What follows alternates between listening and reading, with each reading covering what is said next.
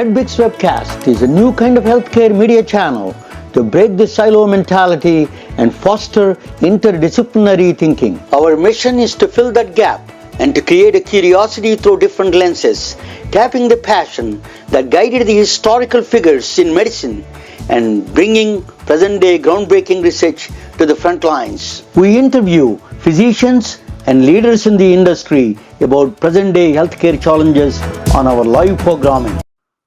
Welcome to the MedBricks Webcast. This is Ramana Annamaraju. I'm the host. I'm not Albert Einstein, certainly not.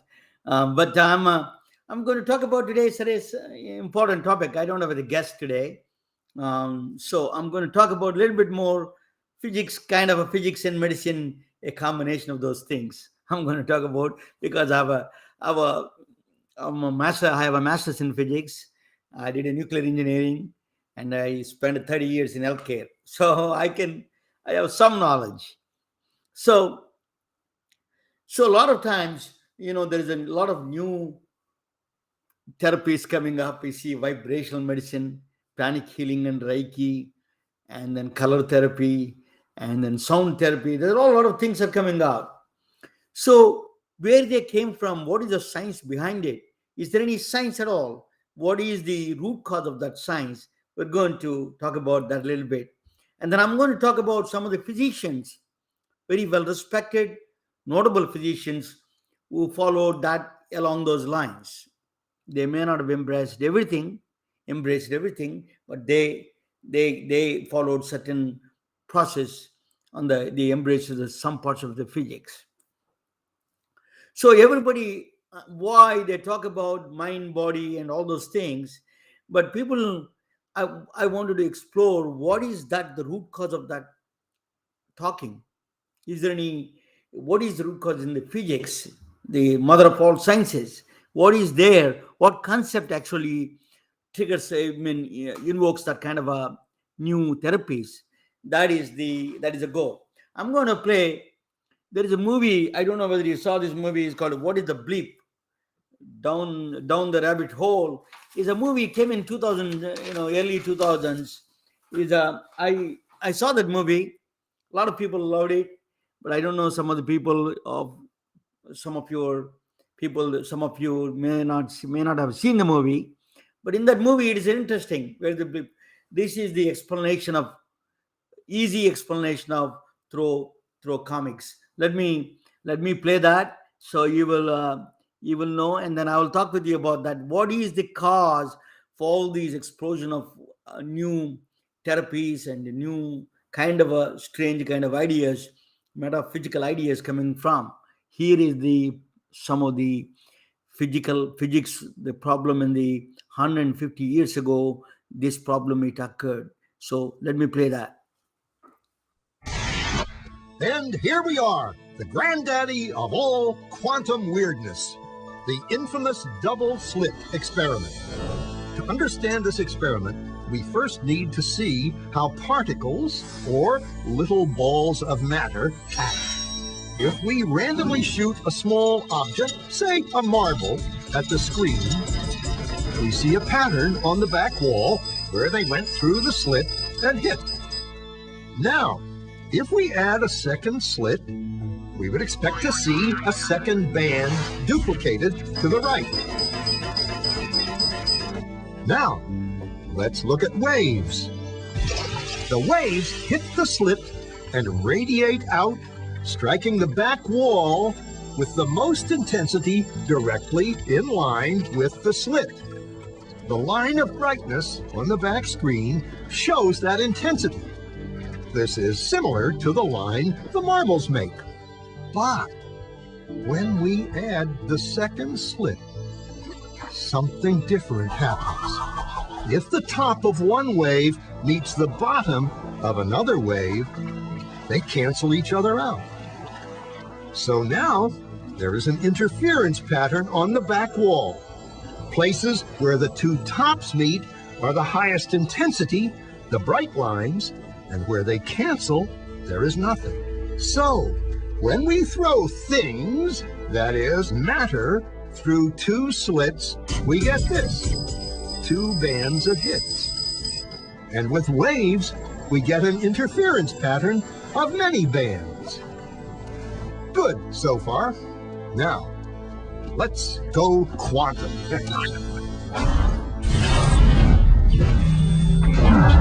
An electron is a tiny, tiny bit of matter, like a tiny marble.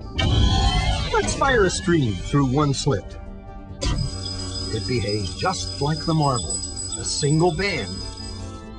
So, if we shoot these tiny bits through two slits, we should get, like the marbles, two bands. What? An interference pattern. We fired electrons, tiny bits of matter through. But we get a pattern like waves, not like little marbles. How? How could pieces of matter create an interference pattern like a wave? It doesn't make sense. But physicists are clever. They thought, maybe those little balls are bouncing off each other and creating that pattern. So they decide to shoot electrons through one at a time. There is no way they could interfere with each other. But after an hour of this, the same interference pattern is seen to emerge. The conclusion is inescapable. The single electron leaves as a particle, becomes a wave of potentials, goes through both slits, and interferes with itself to hit the wall like a particle. But mathematically, it's even stranger. It goes through both slits and it goes through neither. And it goes through just one and it goes through just the other. All of these possibilities are in superposition with each other. But physicists were completely baffled by this. So they decided to peek and see which slit it actually goes through. They put a measuring device by one slit to see which one it went through and let it fly. But the quantum world is far more mysterious than they could have imagined. When they observed, the electron went back to behaving like a little marble. It produced a pattern of two bands, not an interference pattern of many. The very act of measuring or observing which slit it went through meant it only went through one, not both. The electron decided to act differently, as though it was aware it was being watched. And it was here that physicists stepped forever into the strange, never world of quantum events. What is matter? Marbles or waves? And waves of what? And what does an observer have to do with any of this? The observer collapsed the wave function simply by observing.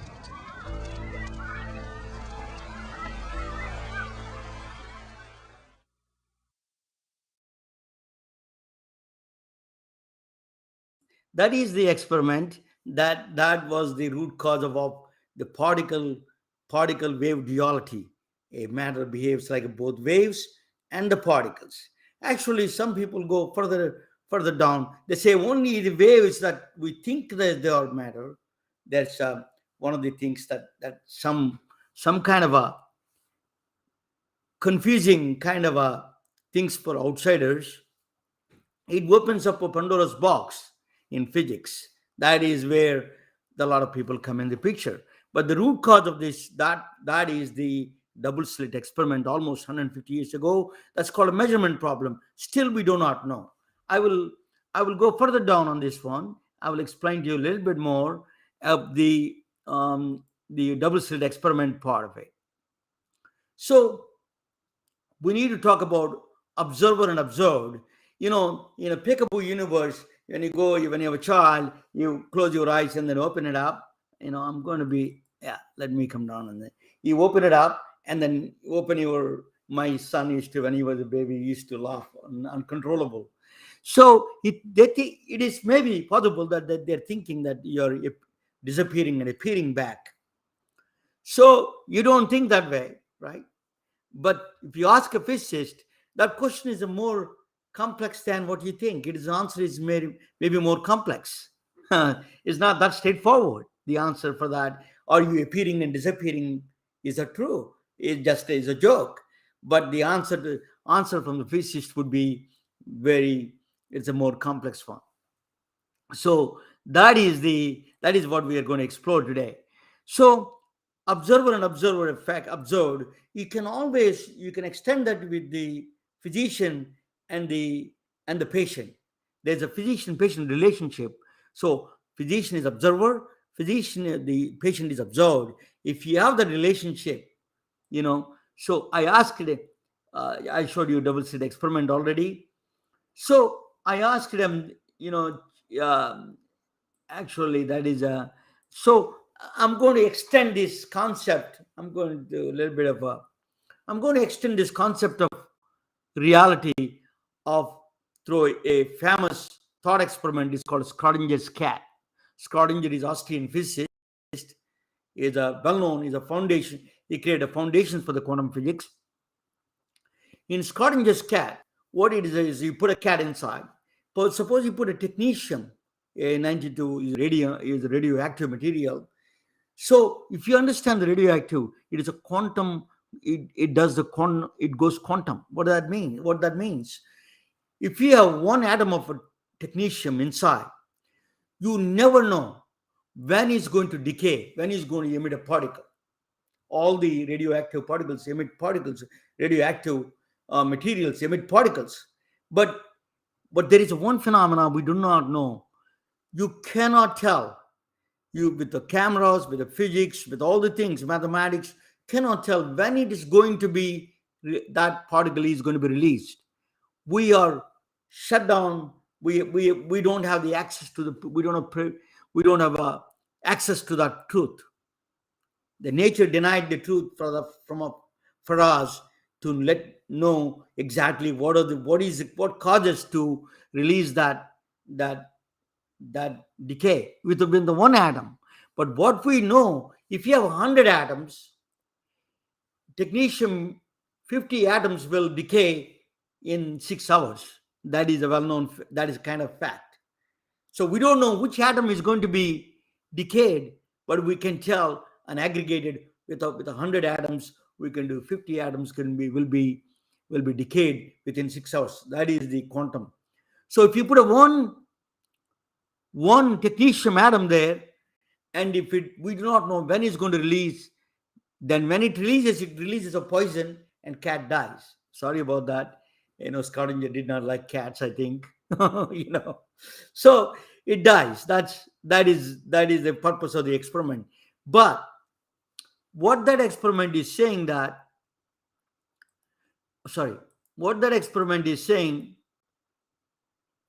I mixed up a little bit here. Sorry. A lot of things I mixed up. Okay. I'm going to go back. So it is, for an outside observer, the Schrodinger cat is either, it is not a dead or alive. Quantum physics says that they're both dead and alive same time. It's a superposition state. It is a superposition because it is a quantum event. We do not know when that particle is decaying. When is that particle is going to hit that poison? We don't know that that radioactive material is going to decay. We do not know because we don't know. So the observer doesn't know until he opens the box. She opens the box. She will not know whether cat is dead or alive. Until that, it is both dead and alive. That is strange phenomena. It is proven. So when you start open the box, then it assumes one of the position, like a particle, either wave or particle. It assumes one of the positions.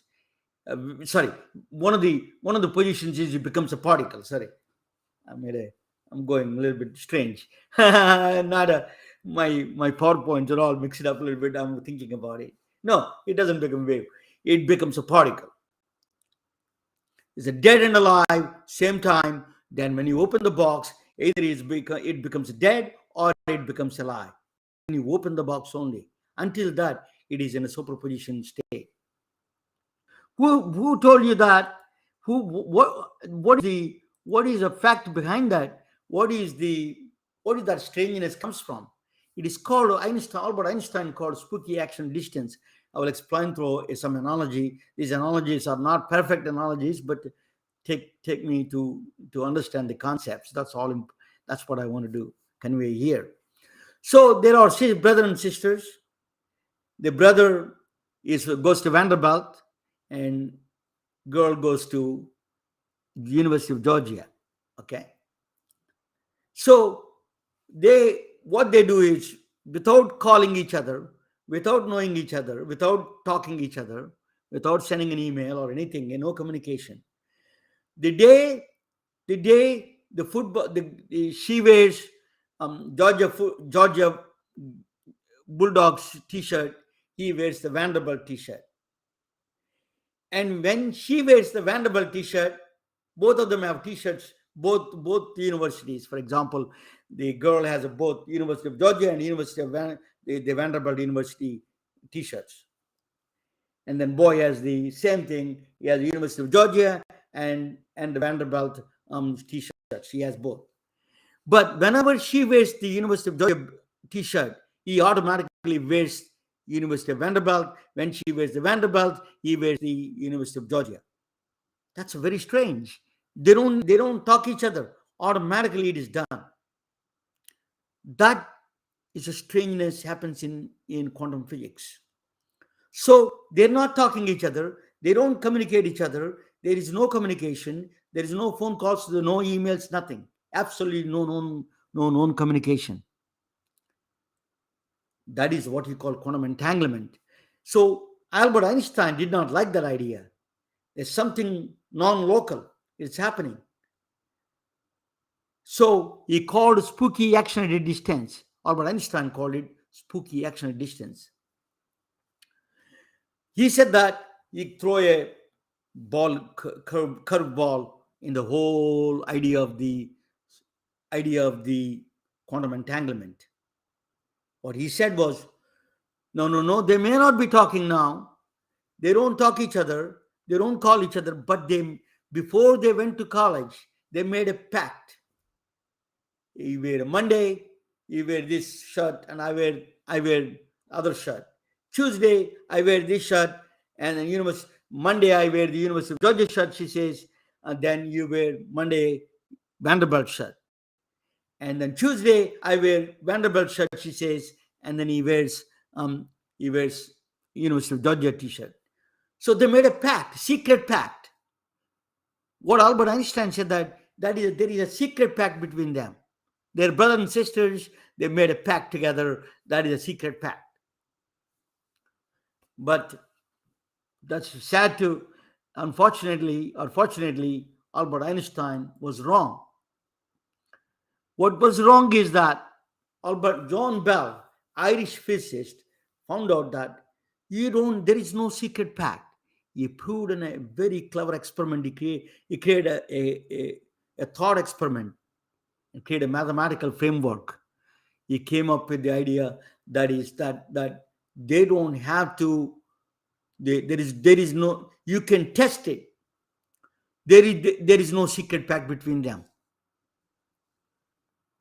So you can literally experiment. You can do John Bell's inequality theorem is one of the most celebrated theorems in physics.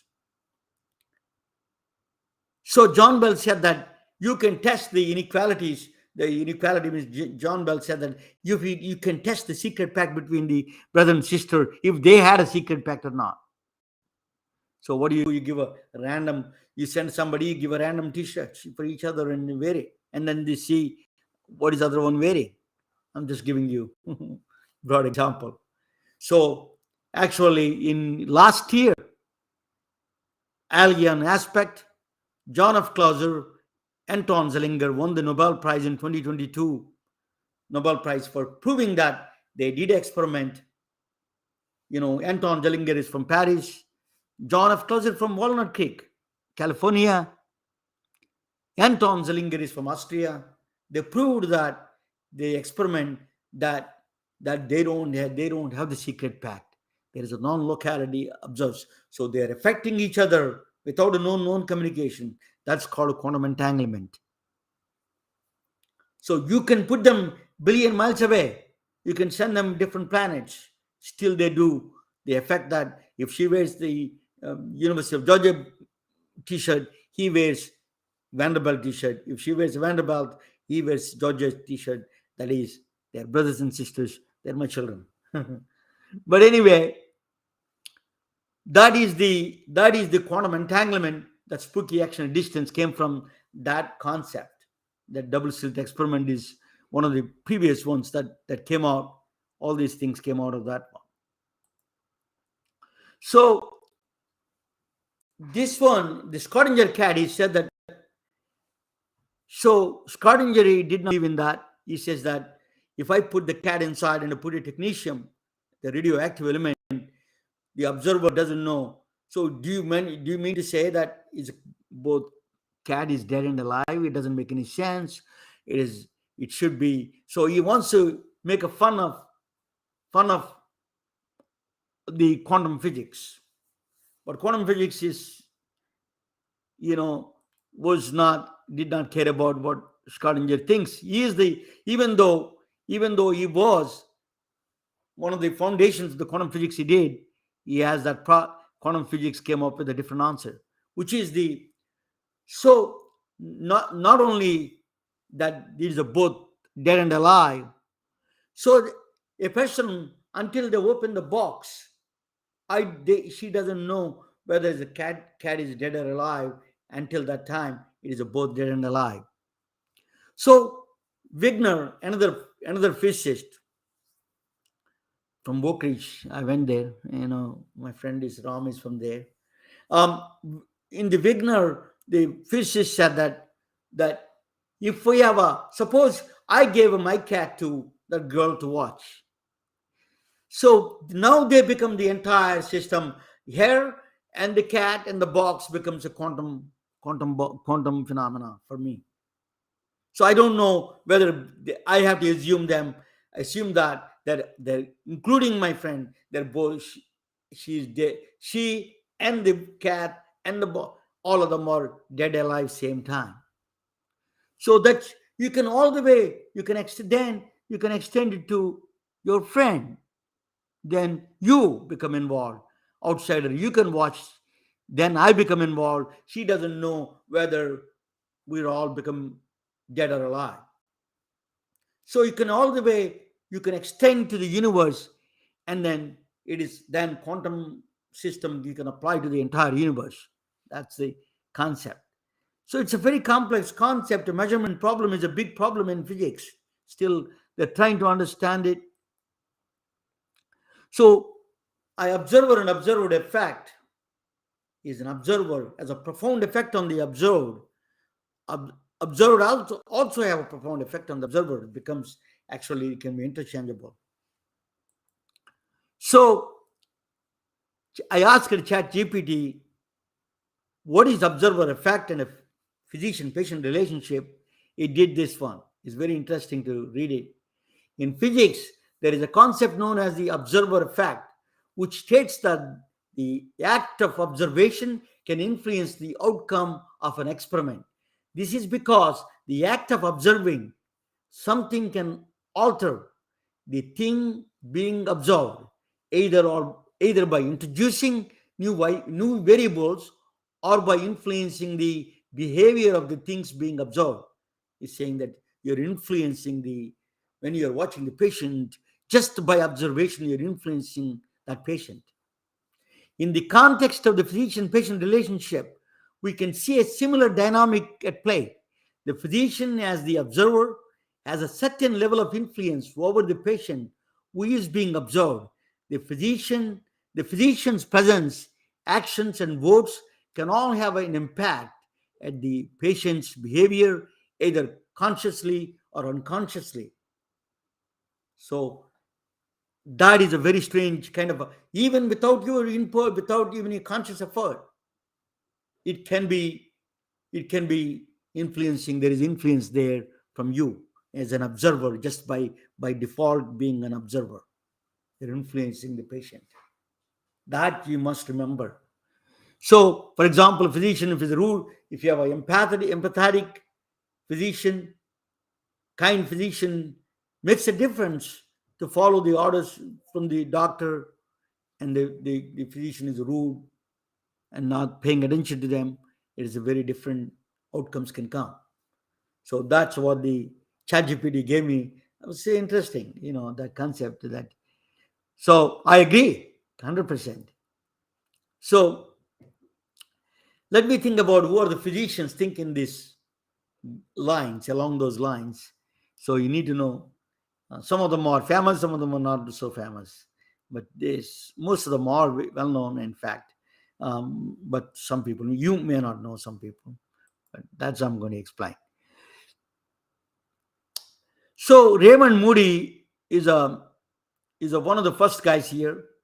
He started this whole thing he's from Georgia, where I'm from. He went to school in Georgia. He went to medical school. He's a psychiatrist. So he went to University of Virginia. Then he started doing a near-death experience research. Raymond Moody wrote several books. He's a very celebrated physician. So he's well-known. He's still alive, So it's a long time ago he did that. He's 80 years old. So Raymond Moody is the genesis for all the near-death experience concept. He just chronicled a lot of common things that he did. So I'm going to play a video on the consciousness. What is the consciousness? Anything to do with it? I'm going to play that video. Just bear with me, okay? So if the consciousness is the root cause of all these, the basic premises of all these physicians, that is what I'm going to explain from the point of medicine. Let me play that. Quantum Physics for Doctors, Mystery Object in Medicine by Ramana Annamaraju. Dr. Champagne is a critical care physician and faculty member at Stony Brook University School of Medicine and a member of Pulmonary Critical Care Division. Dr. Pania is the prime investigator for a large study across multiple medical centers around the world about bringing people from cardiac arrest. Cardiac arrest is the arrest of pumping blood due to the malfunction of electrical activity in the heart. Cardiac arrest results in death within minutes without quick resuscitation. The resuscitation is the combination of procedural techniques of bringing someone from edges of death. One of those resuscitation techniques is a cardiopulmonary resuscitation, popularly known as CPR. Any delay administering in CPR, even for minutes, results in certain death. But there are certain exceptions and anomalies that raises several questions than answers in medicine and science. 34-year-old Audrey Mash went hiking with her husband on November 3rd when things took a turn for the worse. The couple got lost and Audrey went into cardiac arrest from severe hypothermia. But 6 hours after her heart stopped beating, doctors at Barcelona's Vall d'Hebron hospital were able to resuscitate her. Amazing. It's like a miracle. Audrey Schumann fully recovered and went back to her life as Audrey Schumann. Listen carefully what I said. She came back to life after dead for 6 hours as Audrey Schumann, not as a Margaret Thatcher, not as an African princess. Which one or what entity told her she is still Audrey Schumann? This is not some religious or a philosophical question. This is still under purview of scientific inquiry, particularly the process of cardiac arrest. Dr. Champagne is a prime investigator for the study called AWAKE, examines the process of dying and reviving. He conducted these studies in multiple medical centers around the world with reputable physicians with more than 2,000 subjects who went through cardiac arrest and successfully revived. Dr. Champagne argues there is a presence of some entity that is external to our world, beyond our space and time, reminding Audrey Schumann her identity. That entity is called consciousness.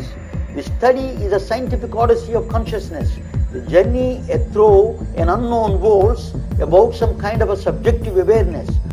Dr. Sam Parnia had faced a resistance from scientific establishment without giving a due process and trying to sweep the studies under the carpet. The detractors' claim is the so-called consciousness has no place in the field of medicine. But Parnia may have support from an entirely surprising field that is not so related to medicine, that is quantum cosmology. Andrei Linde, a well-known Russian-American professor of physics at Stanford University, gives a mathematical proof for the existence of consciousness. Linde was one of the authors of the theory of inflation. Professor Linde is a member of the National Academy of Sciences. When you apply quantum laws to the entire universe, the total energy of the universe must be equal to zero. If that is the case, nothing happened, nothing should happen, and nothing will happen in the entire history of universe. If everything is a zero-sum game, the act of you watching this video never happened, but the facts dispute, you know you're watching it. That is a scientific paradox. To solve this paradox, quantum cosmologists reluctantly injected an entity called a conscious observer. Your physical body is not excluded from the universe, but your consciousness is.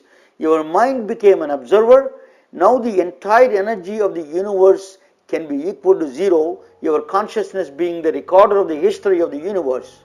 Consciousness is the only way out to satisfy the mathematical equations of the universe. British professor of cognitive and computational neuroscience at the University of Sussex, England, argues there is only one thing there is. It is consciousness, and there is no evidence for anything else. But as a physician, you are wondering what is a patient's care is anything to do with the consciousness. But physician and the brain of a patient have one common purpose: keeping patient alive. You don't have to be smart to feel pain, just you need to be alive. Inside the brain, there are no lights, no sounds, no smells, and only electrical signals. We recognize and experience these signals through interpretations as a reality. It is certainly second person's perspective, mistaken for direct experiences. A fake rubber hand is placed in front of them. Then both hands are simultaneously stroked with a paintbrush while the person stares at the fake hand. Now, for most people, after a while, this leads to the very uncanny sensation that the fake hand is in fact part of their body. And the idea is that the congruence between seeing touch and feeling touch on an object that looks like a hand and is roughly where a hand should be is enough evidence for the brain to make its best guess that the fake hand is in fact part of the body. The famous rubber hand illusion and the extension of that one is with the magician David Blaine performing touch experiment with the actor Will Smith and his wife Jada Pinkett. In both experiments, Blaine is wrongly guessing someone is poking them without being touched. Brain is clearly confused what is and what is not parts of its body. But brain has a bigger responsibility, keeping you alive.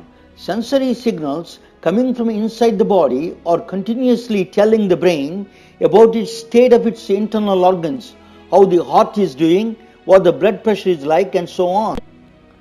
Patient perception is not just hysteria. It is a valid signal from the brain. Brain is a resident real-time monitoring system for keeping physiological variables within the bounds for its own survival. Anil Seth and his colleagues believe consciousness acts like a software platform for the biological interactions.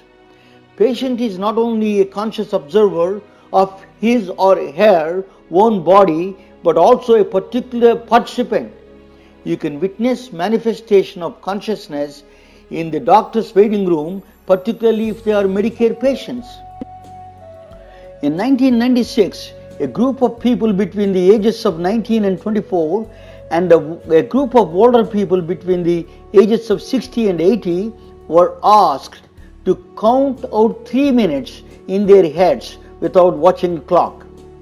The group between the ages of 19 and 24 clocked an almost perfect 3 minutes and 3 seconds of real time, but the older group did not stop until the staggering 3 minutes and 40 seconds.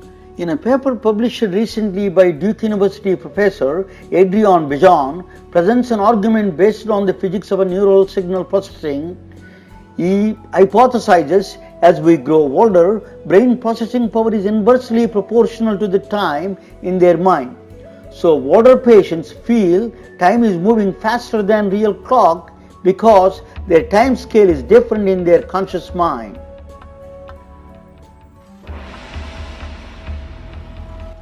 As a physician, if you think there is only objective-based medicine, that's all there is. It is certainly a wrong conclusion.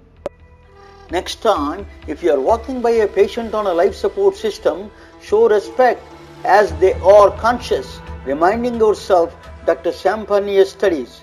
Next time, before you dismiss a patient is hysterical, think of Dr. Anil Seth's studies that the patient's brain is the best patient monitoring system there is. If a Medicare patient complains he or she spends more time in waiting room than others, you realize Dr. Adrian Bejan studies patient's conscious time is different than clock on the wall.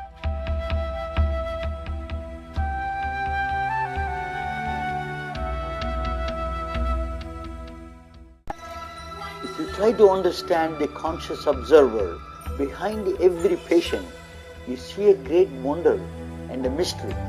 You will become a perfect healer of body and mind.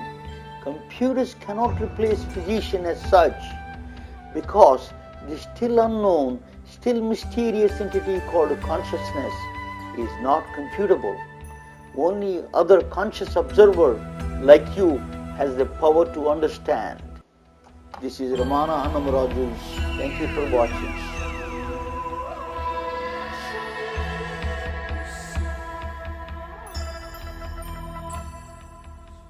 Yes, thank you so much. But what I'm going to talk about some of the physicians who followed that kind of a metaphysical reasoning.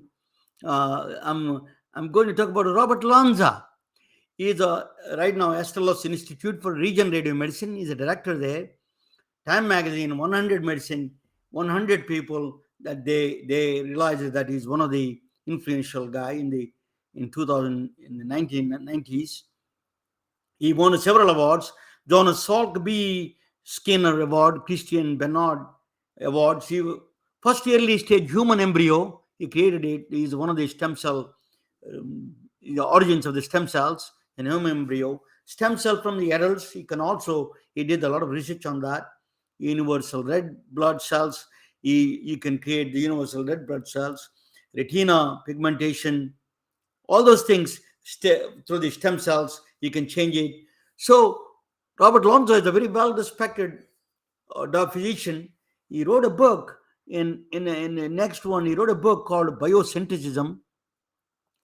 He was biosynthesis is you create, the life is creating the universe. There is no universe there.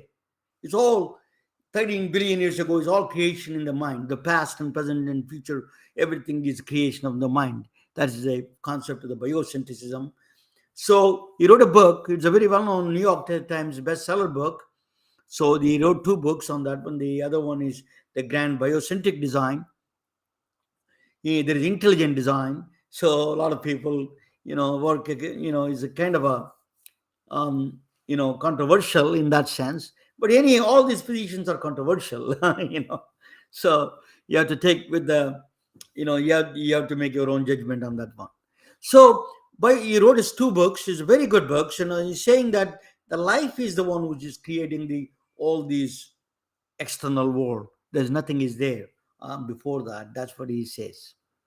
So you cannot prove. Actually, it's impossible to prove you're alive or dead. If you take that concept really to the extent. So the next one, Dr. Eben Alexander. I interviewed him 2 times. I am a great fan of him.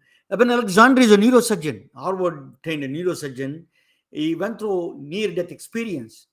He went to Israel for a conference, and he came back with the bacterial meningitis, and he fell ill, coma for 7 days, and then they declared for all the reasons he declared dead. He was declared dead. But because you can see the EEGs and everything is almost flat in that sense. There is nothing action. There's no dream. There's no possibility for dreaming or anything like that. It's not possible. So Eben Alexander came back and he saw the heavens, and he explained the map of the heavens, and all in that heaven. Remember, he's a neurosurgeon. He's a brain surgeon. Think about that, what he wrote. So he's putting his academic career and his credentials behind it. So he wrote that book, Proof of Heaven. In that book, what he did was, in the Proof of Heaven, he was saying that he went through, he saw the heaven, and he saw one of the women that took him around and showed him entire universe. Is one of the supposed to be relative. He doesn't know who she was. And then in that place, he didn't feel anything. He was loud. There's no love and compassion is pervading everywhere. There's no pain, nothing at all. That's what he wrote. So he came back to the life back, and then he figured out that he was adopted. That was his the woman that you took him around, showed in the heaven, is his sister. She died a few years ago. His biological sister. He was adopted. So that is interesting. Then he wrote a book called Living in a Mindful Universe. Mindful universe is we have power to change the universal consciousness. There's a consciousness is a platform for everything else. So if you can access that, you can change the healing. You can way of thinking of life. You can also cure some of the diseases. That's what is claimed. But it is very interesting. So he's acting upon that consciousness can influence your body, your diseases. It can influence. It can reduce that. All those things he can do. So that he created this universal consciousness. That is his second book. It's very interesting. I'm a great fan of him. He's one of my. I interviewed him twice, and I will post it.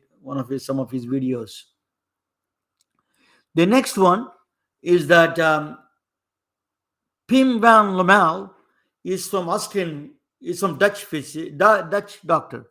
He's a Dutch cardiologist. In fact, he had a near-death experience. He strongly believed there is a life after death. So, but he's a doctor, and particularly in Europe, he's very atheistic people, not that much religious. So he went on and did in all hospitals in Europe, he did extensive study on the near-death experience. He documented it with all the medically trained controlled experiments he did. The Pim van Lommel did all the still alive he is. In that study, what he found out is they're all one thing they're common. They're showing all the white light. They see at the end of the tunnel, there's a beautiful light, and everything is, they're all feeling loud and everything. That study was Pim van Lommel is a very well celebrated cardiologist, well respected cardiologist in the field of cardiology. So his book was bestseller. So is one of the doctors who did that and promoted in Europe. The next is Mary Senior, MD. She's a spine surgeon. She went to kayaking somewhere in Colorado, I think, if I remember. And she was drowned in the kayak accident. So she was completely, everybody almost declared she was dead. The friends pulled her out. For every sense, she was supposed to die. But she came and she wrote the book called Heaven and the Back. So she is one of the believer. She was a one-time a non-believer of all these things. She became a strong believer of this heaven and the consciousness idea she proposed. She is a spine surgeon. So these are the doctors who experienced on their own and put their credentials behind it. So you saw consciousness video. So Peekaboo universe is not, maybe, if that the baby, without all these prejudices we are putting in when they are growing up, they see different universe, different kind of things. They may see the quantum universe. We don't know. I hope they see, you know. So that is when they open up, mother may disappear and appear back. If it is a true quantum event. So don't dismiss is that some game. Peekaboo has a lot more complexities involved in the answers. So in my view, cause and effect may be affecting. So I want you to think about it. And it's just I'm just a very raw presentation. I'm working on it. So sorry if I made a small mistakes here and there. I'm going to improve that one better. But the bottom line is there is something beyond the consciousness is a subjective experience. We cannot tell. There's a lot of people. I want to tell you some of the people um, that the new theories are coming up. One of the theories is Dr. Chetan Prakash and Dr. Donald Hoffman. They're all professors in the University of Irvine. They came back with a startling theory that is, whatever you see, your friends, your objects, shades, and trees, all of them are just interfaces. They are just you don't have the complete access to reality. You have an access to like icons on the desktop. You just have an access to them. So you don't see all the cathodes and all the chips and all those electric currents. You don't see the electrons on the computer. You only see the icon. They were saying that the reality is such a complex, we may not be able to understand it, or we may not have an access to it, or we may not be anything there. We don't know. But they said that the fact is that sensory perceptions can limit us to get some limited way of understanding life, and then all those things are maybe icons for us, just a useful thing for us to survive. It calls payout function, just useful for survival, rather than we know actually the reality is exactly what we're seeing it. That's what one of those things. But anyway, so give a thought about it. And then what next in the month of May, I have an awesome guest. She's coming up. Really, I was talking about cardiac resuscitation. That she's the Susan Davis is a rescue RN. She teaches the nurses and other people the ACLS class, ACLS class, cardiac advanced life support system, all those classes. And really, she is one of the pioneers in teaching the rescue RN and teaches the nurses also. So she's next week. I'm going to talk about it, and I'm going to present a very interesting topic about a car and a person they're great people, and a great car and great person destroyed the almost the planet Earth. Unfortunately, there's no fortunate there, but they're good people. It happened to be caused a lot of havoc in the environmental destruction in the world. I'm going to talk about that. But Susan Davis is a rescue RN, its founder. I'm going to talk with her. Then I'm going to talk with the EY partner, Dr. Mrs. Tamiya Dickerson. She is EY partner. She's going to talk about technology and healthcare. EY has a profound influence. And then, Dr. Yuli Chettipalle is a well-known in Silicon Valley.